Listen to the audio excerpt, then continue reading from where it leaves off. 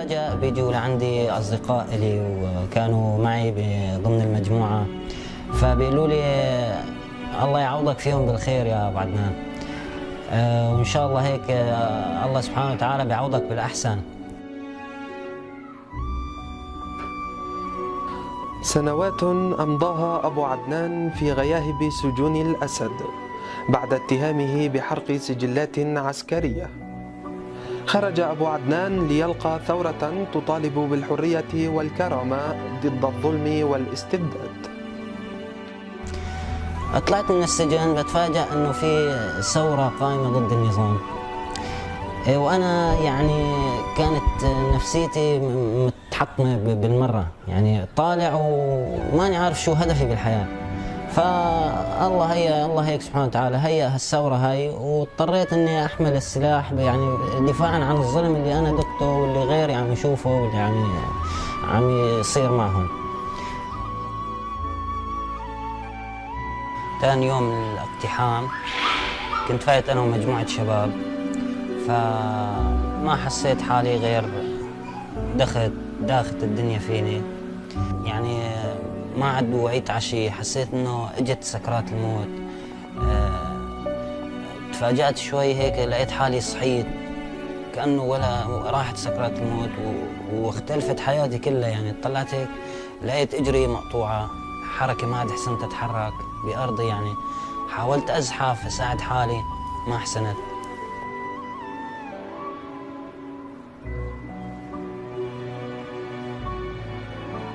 استيقظ أبو عدنان ليجد نفسه فاقدا أجزاء من جسده بقاذيفة غدر بعد أن خرج ليدافع عن بلدته المحاصرة في ريف دمشق.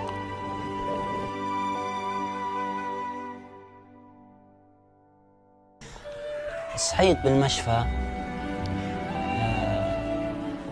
تفاجأ بالعالم يعني كله يلي الله يعوضك خير، الله يعوضك فيهم خير، يعني بصيغة جمع وليس مفرد. فاستغربت لكثرة هالسؤال، انه كثرة المواساة انه الله يعوضك خير. فسألت صديقي يعني كان معي ملازمني بالمشفى، قلت له عمار كم اجر فقدت، واحدة ولا تنتين؟ فسكت وتلبك. قلت له صدقني عادي ما فيها شيء، خلص انا رضيان يعني. فقال لي والله يا ابو عدنان تنتين. يعني سكتت ما عاد عرفت شو بدي احكي، والحمد لله. قلت له الحمد لله رضيان.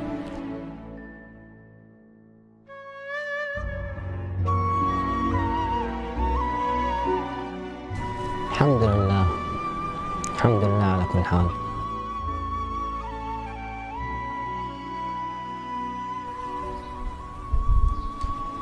يعني أصعب شيء لما فيه من النوم، يعني هاي بشكل يومي، بس ما بعرف إذا هي بتضحك ولا بتزعل بالنسبة إلي. في مثلا بدي أروح أغسل أو بدي أي شيء، يعني بدي أقوم، فمخي لسه ما بيكون مركز إنه فاقد الأطراف، بضل قاعد بأرضي واستنى مين يجي لعندي.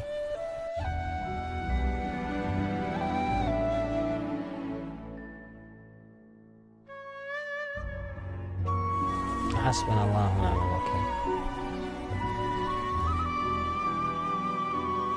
بحرقة قلب حمل على الأكتاف إلى ذاك الباص الأخضر، مودعا أجزاء من جسده وروحه في تلك الأرض، ناقلا ما تبقى من جسده إلى الشمال السوري. كانت من أقسى اللحظات لما سمعت بالباص الأخضر، وأنا بالمشفى سمعت إنه في باصات خضر، وصار وقت التهجير، صار لحظة، يعني اللحظة اللي بدنا نركب فيها الباصات. طبعاً هلا أكلت ضربتين، الضربة الأولى هي إصابتي، والضربة الثانية اللي بسببها كانت إصابتي إنه مشان أول شغلة نضل ببلادنا ونضل ببيوتنا مع أهلنا وناسنا. بتفاجأ وأنا بالمشفى إنه صار في تهجير وتم، يعني تهجرنا ودنا المرار أكثر. يعني هاي كانت الضربة الثانية لي. يعني أم عدنان الحمد لله يعني مرأة أصيلة جدا جدا، وظلت صابرة ومحتسبة معي، وتهجرت معي وظلت ملازمتني، والحمد لله ما تركتني يعني ولا شوي ولا أبدا.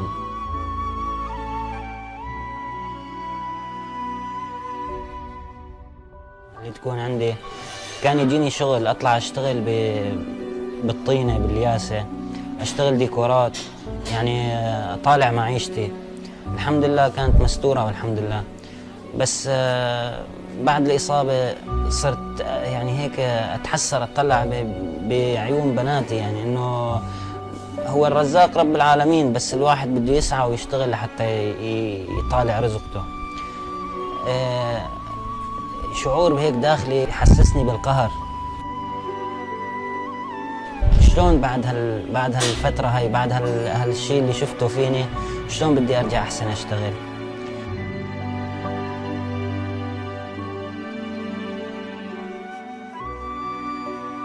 يعني أفضل الأطراف وهي اللي بتناسب حالتي بألمانيا وبالدول الأوروبية بشكل عام.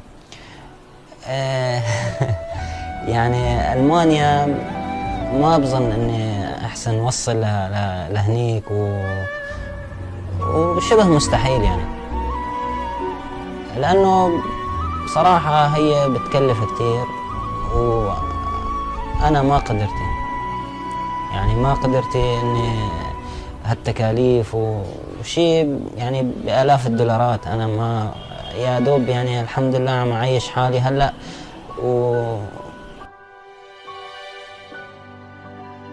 أبو عدنان فقد كلتا رجليه، ولكن بقيت ابنتاه عونا له ليسير بهما نحو مستقبل بذل الغالي والنفيس من أجله.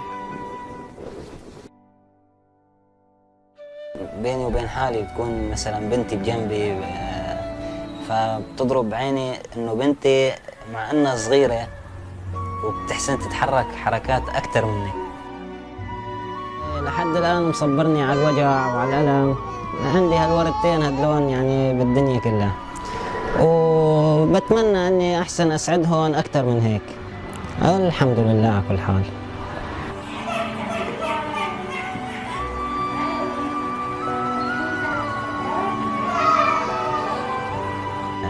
عندي أنا البنت سمعت صوت طيارة مباشرة ركضت وإجت يعني تخبت هيك بجنبي وقعدت وعبطتني، وإنه خايفة يعني لدرجة يعني أنا مو طالع بإيدي شيء. هلا غيري بجوز مثلا بيحسن يتحرك في ملاجئ في أقبية، يعني بينزلوا أولادهم بينزلوا